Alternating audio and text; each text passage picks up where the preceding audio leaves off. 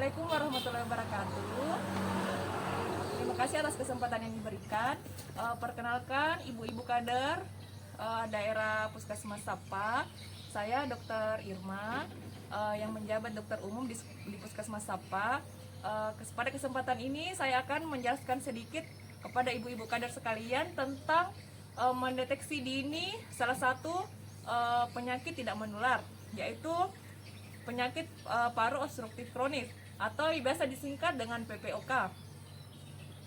Nah, nanti kita akan mendeteksi PPOK itu dengan memakai kuesioner PUMA. Ini namanya kuesioner PUMA. Dan nanti akan saya bagikan ibu-ibu semua ya.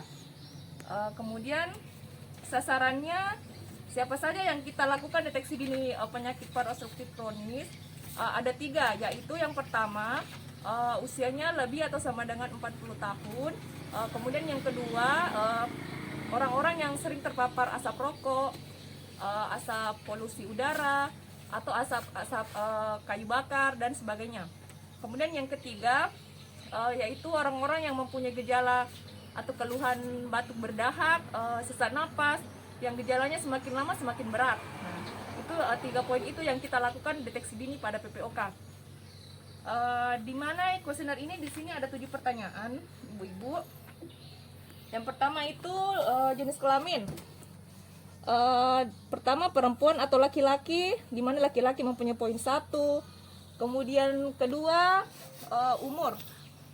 Lihat umurnya, yang nanti ibu-ibu bisa baca sendiri ya. Yang ketiga itu riwayat kebiasaan merokok.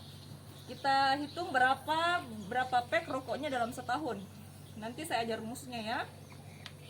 Nah, yang keempat, apakah orang itu biasa merasa napas pendek atau cepat capek ketika berjalan lebih cepat pada area yang datar atau menanjak sedikit.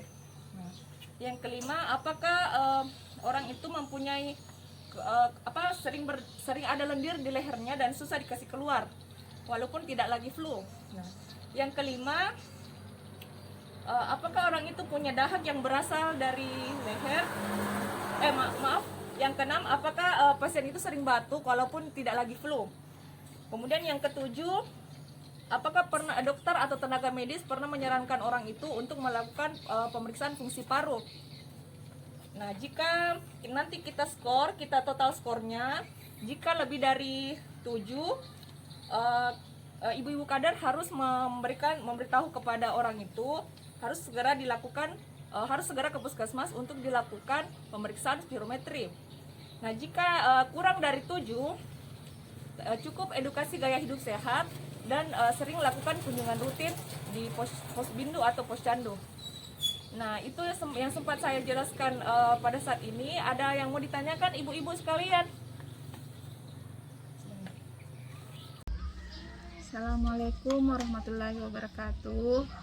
Ibu-ibu kader yang saya hormati, hari ini saya akan menjelaskan kepada ibu-ibu tentang cara pemeriksaan gula pada pasien. Jadi siapa tahu suatu hari nanti petugas kesehatan tidak berkesempatan, jadi kader bisa melakukan pemeriksaan secara mandiri. Jadi sebelumnya ibu-ibu mungkin sudah kenal semua.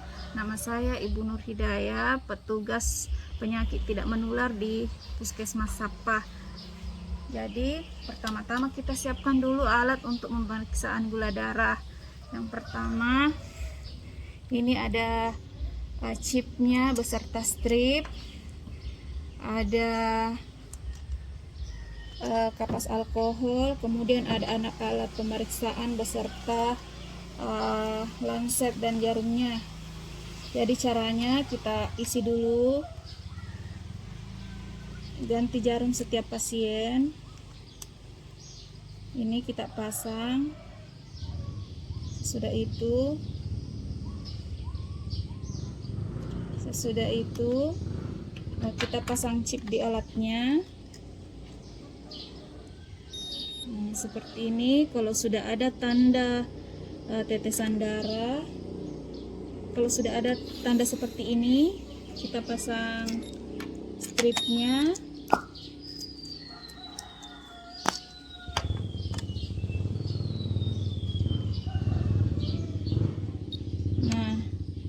seperti ini.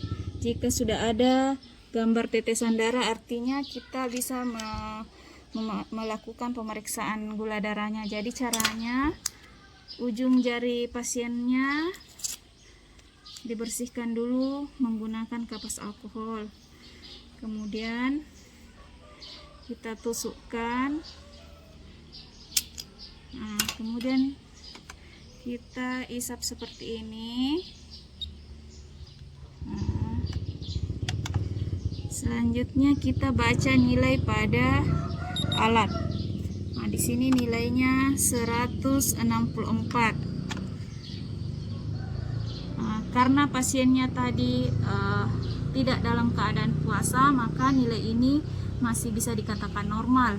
Kalau nilainya lebih dari 200, itu berarti lebih dari normal dan pasien harus kita rujuk ke puskesmas. Barangkali sekian yang saya jelaskan. Bapak-bapak dan ibu-ibu kadar, apakah sudah mengerti?